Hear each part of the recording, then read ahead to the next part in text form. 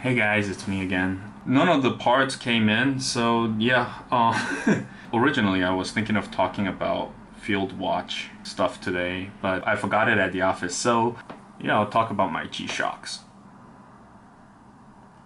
My DW5600.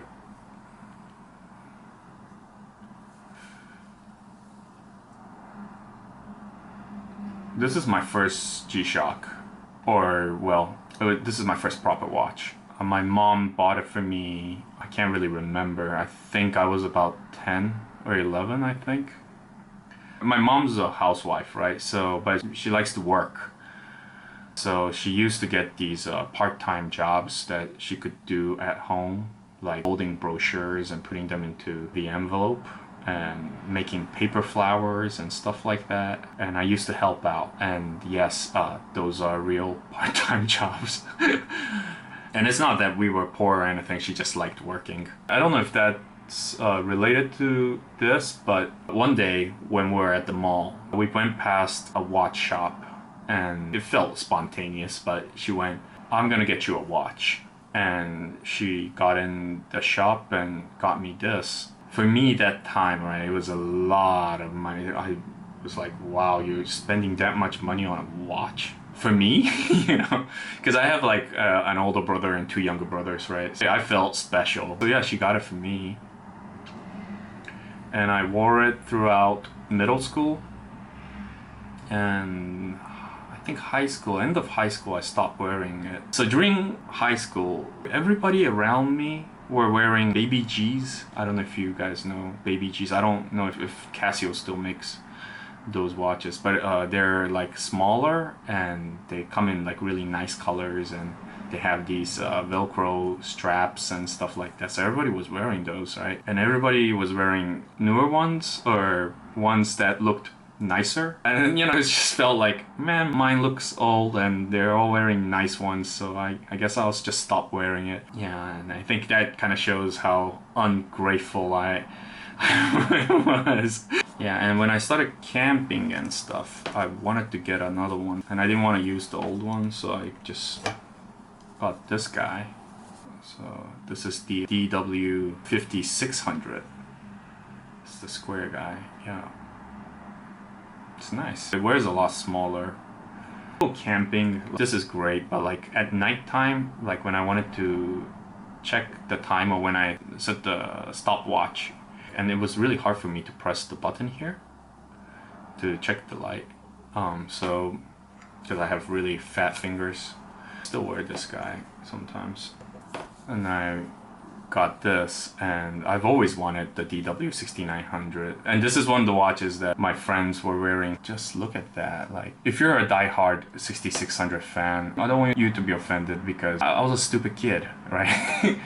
But I mean, look at the display, and it looks so dated, right? The lume's a lot better on this one though, but and this looked so sleek and just right. Just, it looks so good, the gauges, right? It looked so cool, and I've always wanted it, and so naturally I ended up buying it. And I'm trying to remember if this one was as matte looking as this when I got it brand new. I can't remember, but now it looks like a totally different black. It's kind of nice. This one's made in Thailand or in China, I think. I forget. But it's made well. I don't feel any difference to it, really, to be honest. Then again, I'm just ignorant.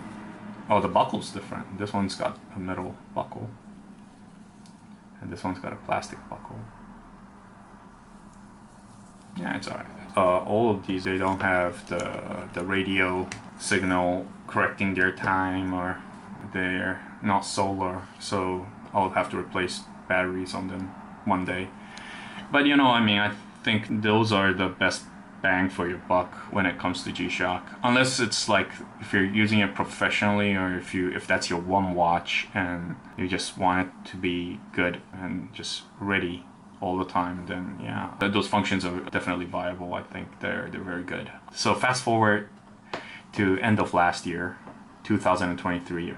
I was walking around the mall with my younger brother, and we went past this shop that sell watches. He looked at a watch and went, "I'm gonna buy this now."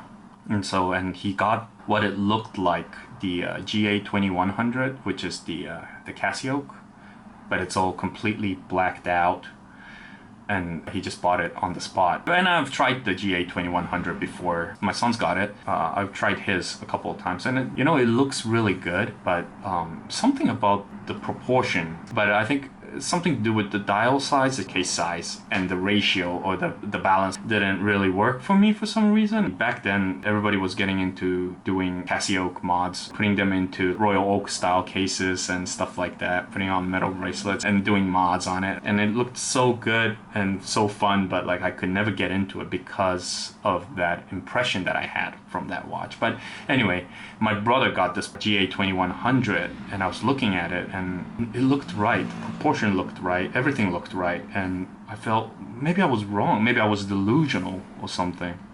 Well, it turns out that what he bought was a GMAS 2100, which is a bit smaller. So I didn't know, but I looked at it and went, that is beautiful, I want that too. And he just bought the blacked out one that I want. I'm not gonna buy a watch that he owns, because that's just, I just don't do that. I checked out the other colors, and some of the other colors are really nice. Like the green's nice, the blue's nice. I ended up with this one,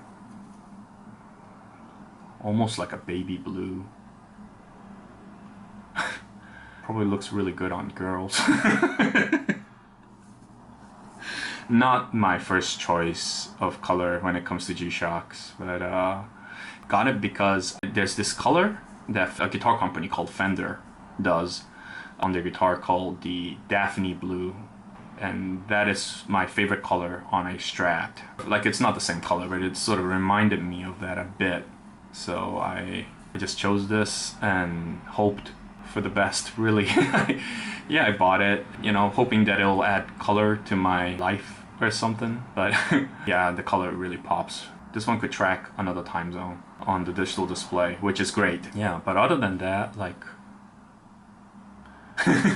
I'm wondering if they really didn't have a better way to execute the backlight, but I thought it was kind of cute. I think it's okay. At least for this 3, the design has been tried and tested for 30 years. Actually, this one's like 35 years for the DW5600. Like, they've been around for a very long time, and just as a proof, they do last. Oh, this one had a backlight repaired once, but that's it. Like, and I don't think the resin's rotting. I think it's okay. I don't take it out as much, but yeah. So yeah, that's about it for today. Thanks, guys. Bye.